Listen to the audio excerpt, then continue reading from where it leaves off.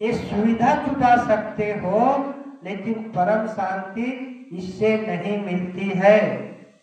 सुख ढूंढ रहे तुम वन में, गिर गौहर के कंदर में, पर पता नहीं तू पाया हुआ है तेरे अंदर में। तेरे ही अंतस्थल में सुख सागर लहराता है, पर तू विभिन्न होकर दर्द होकर खाता है। आदमी जो है सब जगह ढूंढता है, बाहर ढूंढ रहे हैं मृगा की तरह। सतगुरु कबीर साहब ने कहते हैं ना, कस्तूरी कुंडल बसे मृग ढूंढे बनमान, ऐसे घट घट राम है दुनिया जानत नाही। कहा जाता है कि मृगा के नाभि में कस्तूरी होती है ना। कोई कोई मृगा के नाभि में कस्तूरी होती है। जब वह कस्तूरी पक जाती है तो उनसे उनको तेज सुगंधी निकलती है। कस्तूरी उससे बहुत तेज सुगंधी निकलती है।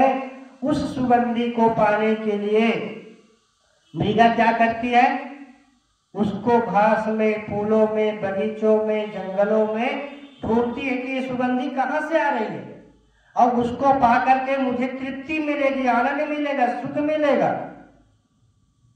कस्तूरी कुंडल बसे मृग ढूंढे बनमान, चूंकि वह सुगंधी उसके नाभि में बसे कस्तूरी से ही आ रही है, लेकिन उसको ढूंढ कहाँ रही हो, बाहर में, घासों में, फूलों में, जंगलों में। और ढूंढते ढूंढते ढूंढते ढूंढते उनकी जिंदगी समाप्त हो जाती है। उस सुगंधी से अनभिज्ञ रह जाती है, उनको सुगंधी मिल नहीं पाती है। क्यों? क्योंकि वह बाहर ढूंढ रही है। वस्तु अंते ढूंढे अंते, है ना। वस्तु अलग जगह है, अब उसको ढूंढ वहां कहाँ रही है, बाहर घास फूलों में। चूंकि सुगंधी उसके भीतर नाभि में बसे कस्तूरी से आ रही है, लेकिन उसकी खोज वह बाहर कर रहा है, इसलिए उसको सुगंधी कभी मिलती नहीं है। कस्तूरी कुंडल बसे मृग ढूंढे बनमान, ऐसे घट घट राम है दुनिया जानत नाही।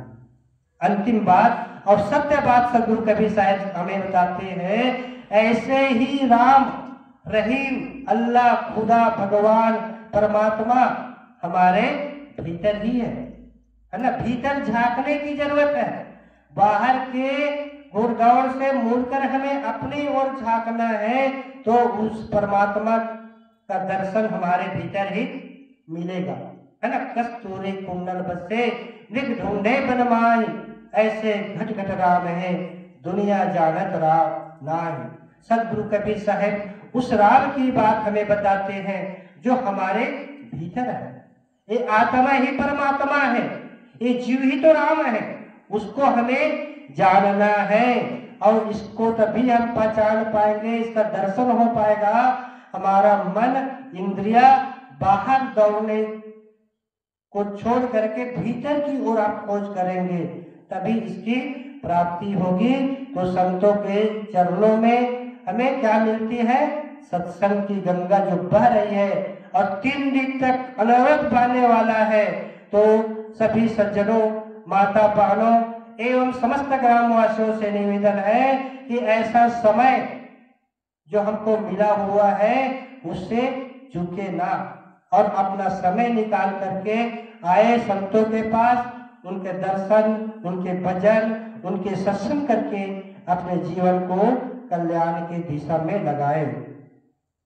तो आइए, मैं ज्यादा न कहूंगा, हमारे बीच और संत गुरुजन पधार चुके हैं और हमारे बीच उपस्थित है श्रद्धेय संत करुणेंद्र साहेब जी। आपसे निवेदन कि आप भी अपने विचारों से हम सबको लाभान्वित